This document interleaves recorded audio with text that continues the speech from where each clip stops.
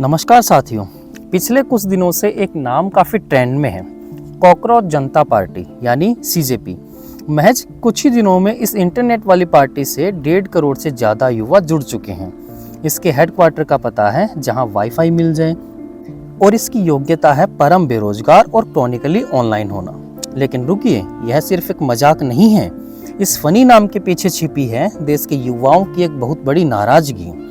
आखिर क्या है ये कॉकरोच जनता पार्टी, यह कैसे शुरू हुई, चलिए जानते हैं आज के इस वीडियो में।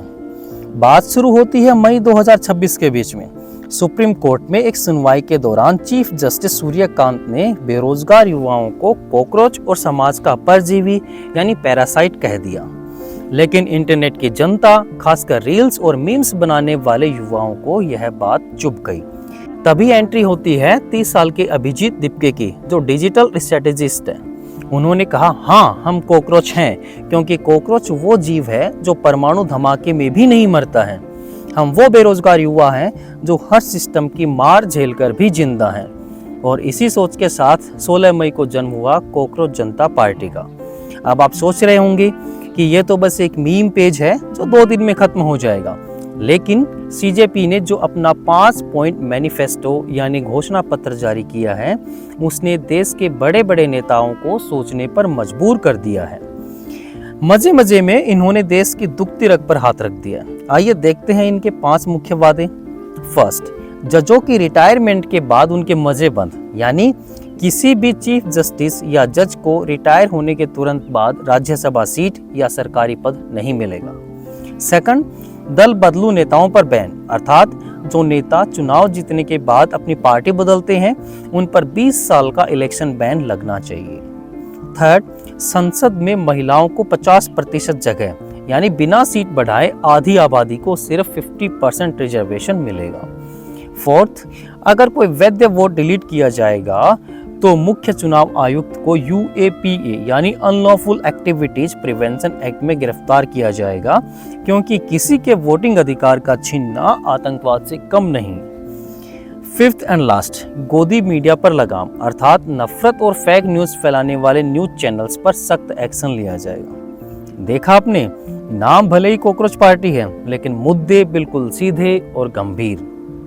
आज आलम यह है कि महुआ मोइत्रा और कीर्ति आजाद जैसे जो बड़े बड़े सांसद हैं, वो भी सोशल मीडिया प्लेटफॉर्म एक्स पर पूछ रहे हैं कि भाई इस पार्टी को ज्वाइन कैसे करना है। लेकिन पॉलिटिकल एक्सपर्ट्स का मानना यह है कि भारत में यह एक डिजिटल प्रोटेस्ट यानी इंटरनेट पर विरोध प्रदर्शन का एक बिल्कुल नया तरीका है। जब युवा बेरोजगारी, महंगाई और पेपर लीक से परेशान होकर थक जाता है तो वो इस तरह के व्यंग्य यानी सैटायर का सहारा लेता है। यह सिस्टम पर एक करारा तमाचा है। लेकिन आगे क्या होता है कि हमारी सरकार जो है वो युवाओं की एकता को देखकर इतना घबरा जाती है कि इस पार्टी के सोशल मीडिया प्लेटफॉर्म एक्स को बैन कर देती है इंडिया में। साथ ही सोशल मीडिया प्लेटफॉर्म इंस्टाग्राम को भी हैक करने की कोशिश की जाती है। सरकार का इन ऐप्स को बैन करना यह दर्शाता है कि सरकार युवाओं की इस बढ़ती हुई विरोध की आवाज को देखकर बिल्कुल घबरा चुकी है। जो लोग हर नई सोच को बकवास और युवा को नासमझ कहते हैं, उन्हें शायद ये याद नहीं कि इतिहास हमेशा उन्हीं युवाओं ने बदला है जिन्हें उस दौर के बुजुर्गों ने अनुभवहीन कहकर हंसाया था। युवाओं को भोला कहने वाले अक्सर वही लोग होते हैं जो आज भी फॉरवर्डेड मैसेज को 100% सच मान लेते हैं। युवाओं को भोला कहने वाले लोग भूल जाते हैं कि आज की पीढ़ी गूगल, AI और फैक्ट चेक के दौर में जीती है, सिर्फ सुना है के भरोसे नहीं। और सच कहें तो कॉकरोच से ज़्यादा डर लोगों को युवाओं के सवालों से लगता है। तो दोस्तों, क्या आप भी कॉकरोच जनता पार्टी ज्वाइन करने जा रहे हैं? क्या आपको लगता है कि इस तरह के मेम्स से देश की राजनीति और सिस्टम में कोई बदलाव आएगा? अपनी राय आप हमें कमेंट सेक्शन में ज़रूर बताइए।